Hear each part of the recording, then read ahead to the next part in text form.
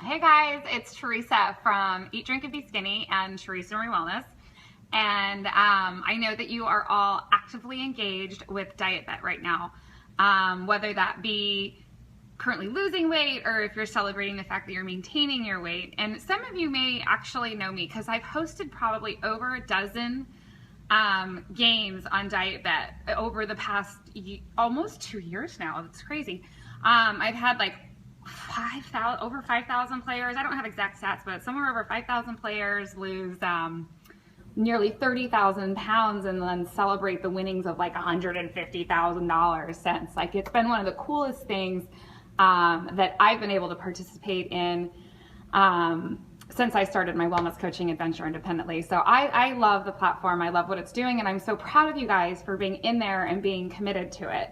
And I'm super stoked to have this opportunity to talk to you directly about food. I don't know if you know me, you know that I believe very, very, very strongly in the power of food and its ability to fuel you and make you stronger, and we can call it skinnier and healthier, and then its ability to have the exact opposite and to leave you in a body you don't love and to deter you from having the life that you want and to lead to chronic disease and just general poor health. So, and it all boils down to what you know and what you do. And so my role as a health coach is to help you know more so that you can do better. So that's what I wanted to do with this little video. So I have a little section of stuff I wanted to cover. So what I want to do is just give you a little background on me in case you don't know me.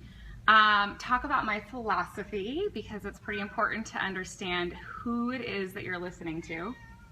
I have a cat down here meowing at me. He's hysterical. I'll bring him up here just because he's, all right, no, okay, he's not good. Then I want to talk about really quickly the 7 habits of highly healthy eaters, and then how you can take those habits and apply them to some of the foods that you might feel like you're missing, or you might be afraid that you're gonna miss when you roll into maintenance or you're down the road or whatnot when your motivation isn't so high.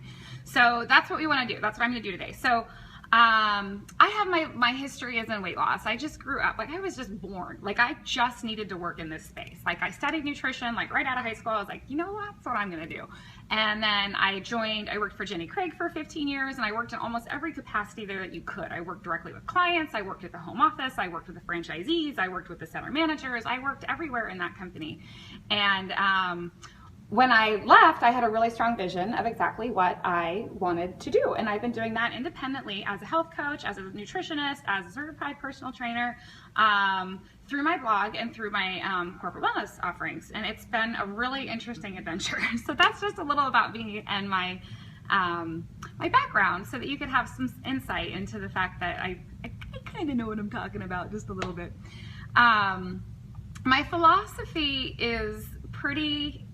I think you'll probably like it, because I believe really strongly in the fact that, especially when you're losing weight, or if you're just now learning how to keep it off, like you know by now that what you can and can't do forever, and what is realistic and what isn't realistic. So I don't think that when you think about healthy, you can roll into it with any feelings of deprivation, of any feelings of dissatisfaction, of any fear of overhauling your lifestyle.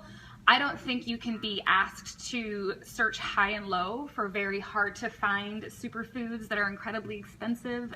I don't think any of that's necessary. I think it's great, and if you're at a certain level you really want to do those things, that's fine. But I don't think it's necessary for you to improve the quality of your life from now and forever.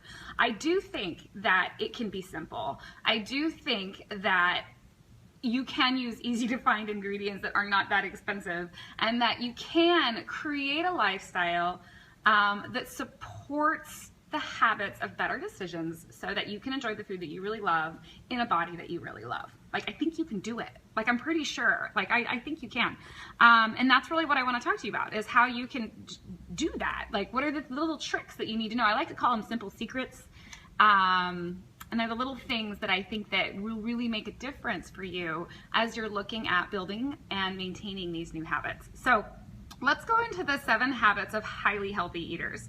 I have a little PowerPoint I keep looking at. Number 1, shop the exterior of the store. You may have heard this already, but it's pretty, like, it makes sense, right? Because if you think about the around of the store, it's everything that's perishable. And if it's perishable, it's probably less processed. So we're talking about the produce aisle, the fish market, the meat section, anything refrigerated is where your milks and your dairy products are gonna be. And then you're gonna wrap around to probably your bakery, and then like the fresh flowers. That's how my grocery store goes. But that's everything that's gonna only last a couple days for you.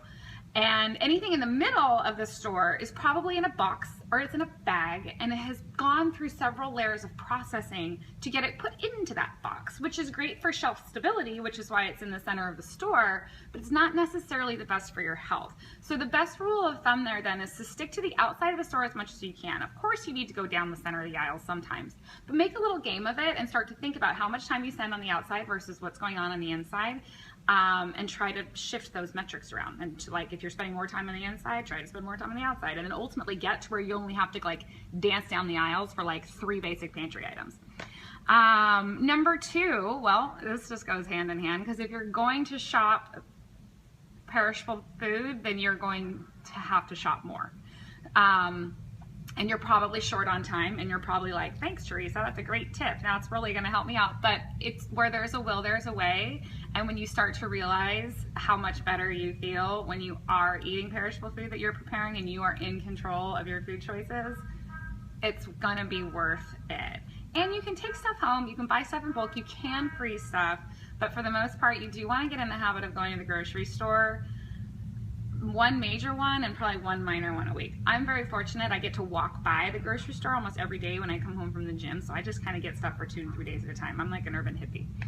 Master meal planning. So it sounds counterintuitive to take 5 minutes or maybe 10 minutes, like at the beginning of each week, to plan out breakfast, lunch, dinner, and all your snacks for the next 7 days, because you're like, well, I'm already busy and you want me to take.